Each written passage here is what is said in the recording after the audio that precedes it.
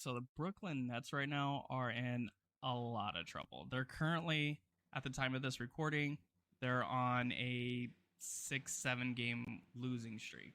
You can blame Kyrie Irving all you want for what's going on, but there's definitely a couple of reasons besides Kyrie Irving why this thing is failing. They've been together 3 years, and this team really was supposed to win a championship. They're really a lock in to win a championship, and it hasn't gone that way, mainly because of injuries.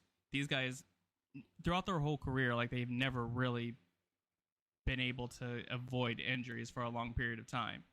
Kyrie Irving, James Harden kind of, but even KD is coming off an ACL sprain. I personally love Kyrie Irving. Just at this current moment, he's extremely unreliable. And the biggest thing to me right now is James Harden is currently running around Brooklyn telling people how he hates being there. He doesn't like the weather, which James Harden is from California, so we just don't do well in bad weather. Also, he doesn't like paying the taxes. If the Nets won a title this year, it'd be really bad for the NBA. Like, this team is just not cohesive at all. So you're basically like, if they won, you're telling the NBA, just throw a couple guys together and you'll win.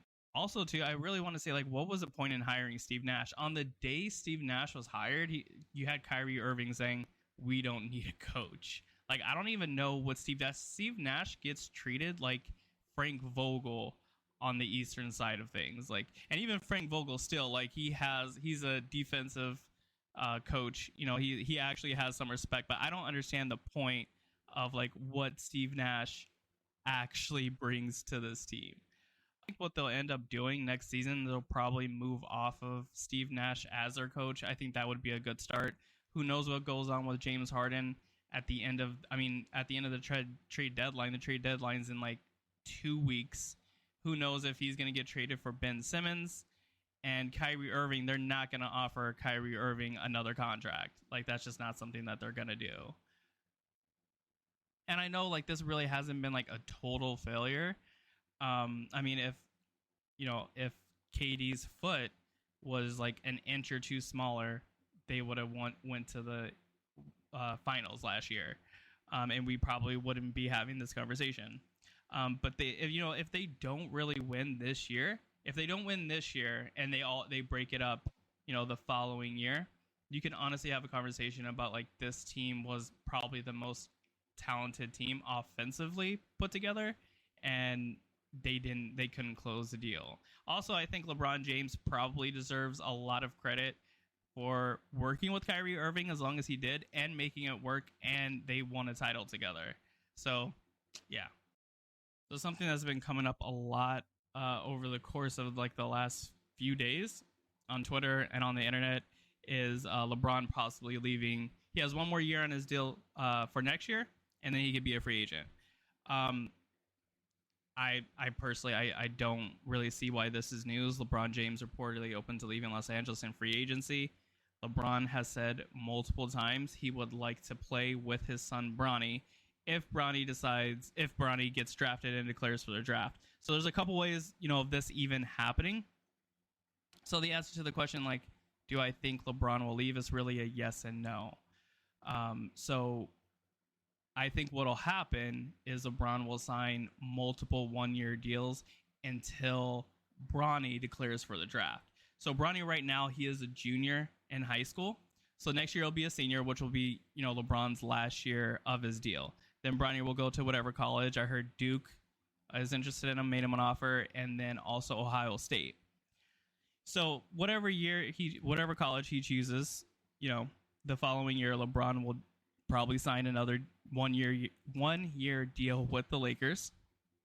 And then once Bronny completes that year in college, LeBron will probably wait to see where he gets drafted and then sign with the team that drafts his son.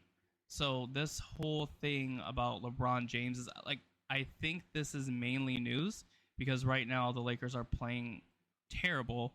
Frank Vogel's constantly in the news about being fired. Westbrook, just $44 million we're paying this guy. And last night, he got benched in overtime.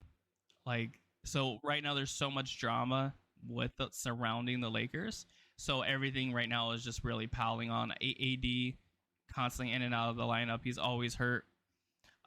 So yeah, like I said, I always figured that since he wanted to play with Bronny, that he would eventually sign with whatever team. Now, what's also interesting is that this year, if LeBron averages 20 points per game, he'll probably bump Karl Malone off of the second all-time leader in points. So he'll replace Karl Malone, and then next year, all he has to do to get the all-time scoring record is play 60 games and average 20 points. Jeannie Buss wants him in a Laker uniform doing that. She's not letting LeBron go anytime soon. So, and all this is hypothetical anyway. So I don't really know how good Bronny is. Like, obviously I see highlights just like anybody else. But right now I think he's ranked like 25th out of like all the high school kids right now. So he really has to climb up next year and get in like that top 10 space. I think his name alone will probably carry him. And he seems talented anyway. Like, he seems well above average. So what I think what'll happen, like hypothetically, what if he doesn't declare for the draft? What if he just signs with the Lakers as a free agent? Because you can't do that. You can just sign with the team and forego the draft. Or what if the Lakers get a pick and they pick him up? So there's tons of other things that could happen.